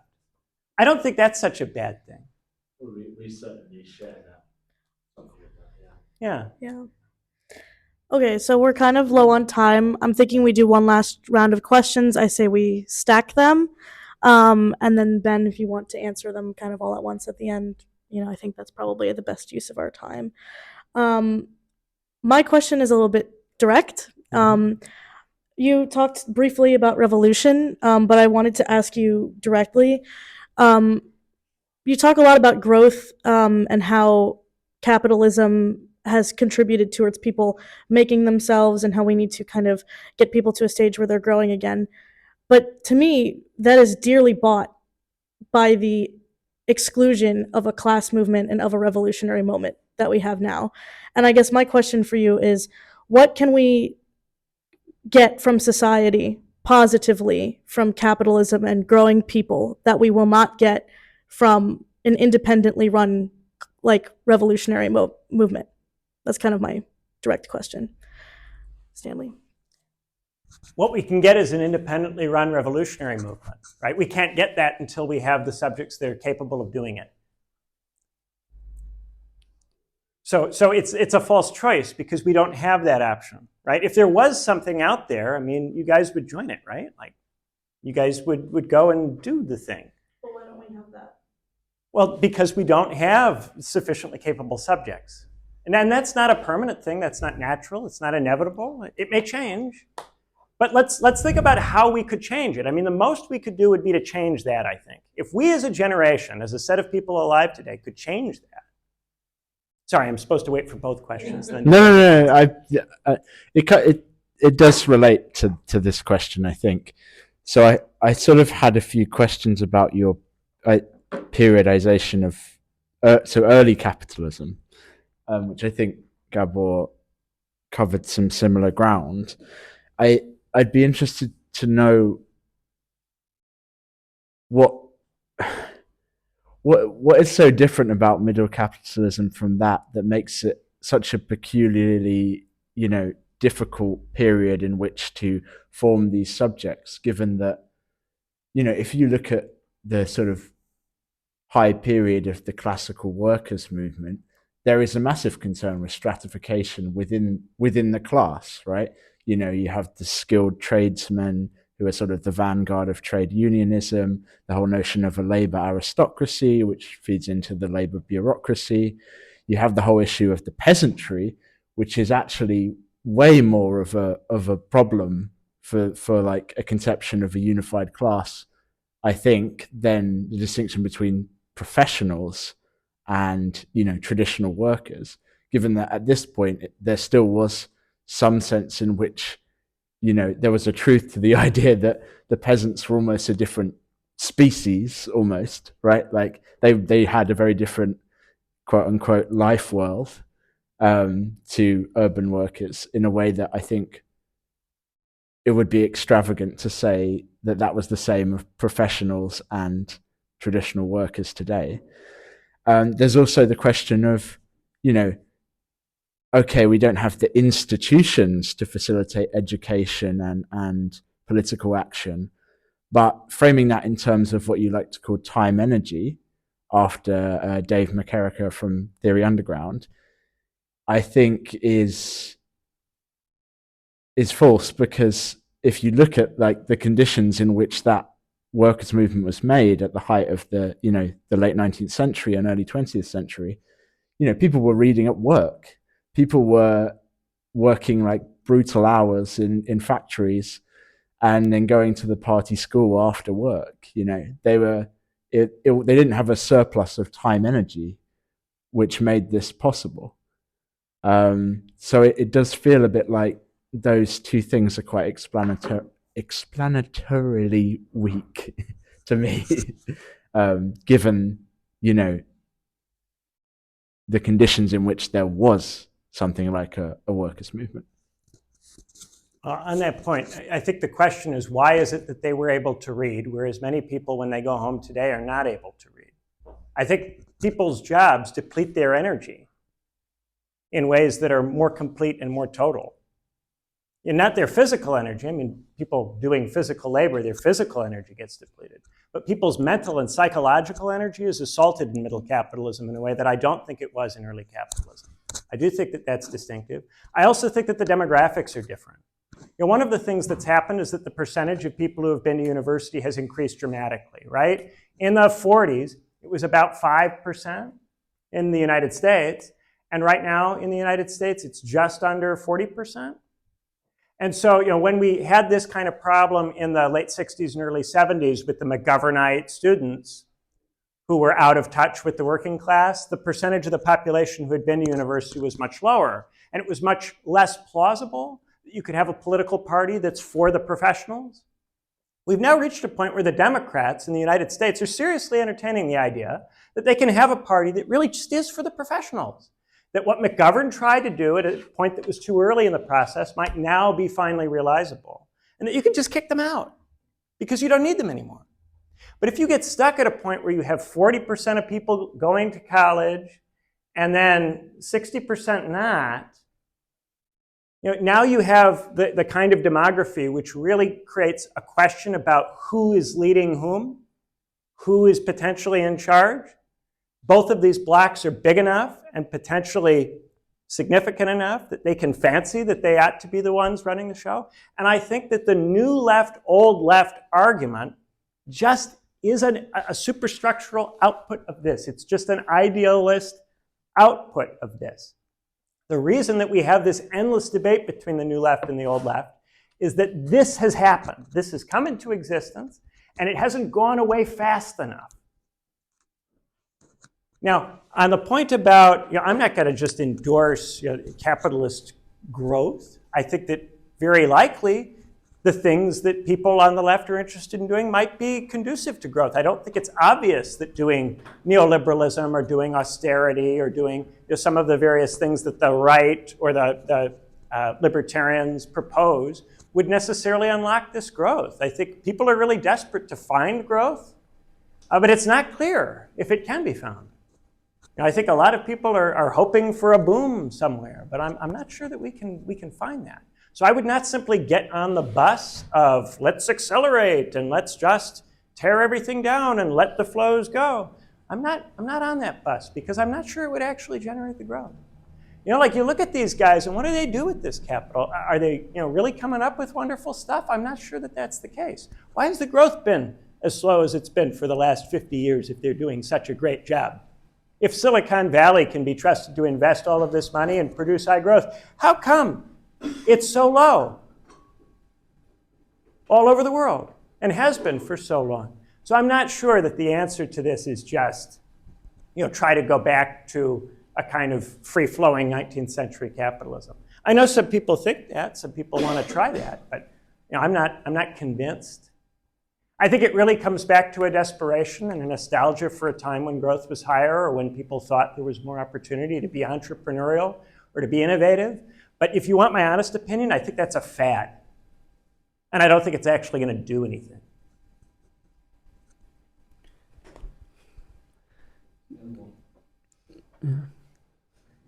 So my last question is, you said that maybe we are being insufficiently materialist in some sense. So I just wanted to ask you, what do you think are the material preconditions of your ability to formulate this theory? And does that mainly give us some sense of hope that maybe, the fact that you can comprehend the world in this way might indicate that there is some good thing happening? This is like what Habermas said to Adorno, actually. It is, actually. So in terms of me, I got really lucky in all kinds of ways in life, right? So I had parents who were boomers who had good money. Also, my parents believed in the value of education to a rather unusual degree, to the point at which they were willing to spend huge amounts of money to have me educated in a foreign country, right? So I grew up in Indiana, but I got to go to university at Warwick and then University of Chicago and then Cambridge. And I also had parent money for all of this. And my parents didn't force me to grovel before people for grants. So I didn't have to take the usual packages of money and then worry about this money being withdrawn from me if I said the wrong things. So I had an enormous amount of freedom to think.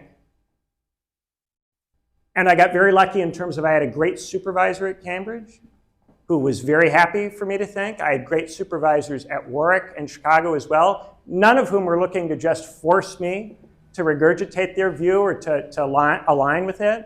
I didn't have the kind of usual experience that people seem to be having in the university system. The moment that I realized that it was really bad was when I went to University of Chicago to do my master's. And I was talking to people who'd been to Ivy League schools in the United States for their undergrad. And none of them had read any of the stuff that I read when I was at Warwick. None of them. There were huge gaps in all of their reading of canon texts, basic stuff, right? And I thought, wow, Warwick must be a really great university. And then I went to Cambridge and I started teaching their undergraduate students. And I realized how much harder they have to work than I had to work at Warwick. And how much more they have to do than I had to do at Warwick. And I realized that as much as Warwick was better than the Ivy League schools, Cambridge was better than Warwick. And then I wonder, is there some other level beyond Cambridge that could be there, or perhaps used to in sometimes in places be there, that might be even better still that I didn't get? I am only really any good in the English language. It's not like I can sit here and do this in French for you. There's a lot of things that are missing in my education. So how much more could we be and how much more could we do in the right conditions? It's made me very cognizant of how much less everybody else gets. And it's just about everybody. Very, very few people get anything like what I got. So I try to share it with you as best I can because that's all I can do.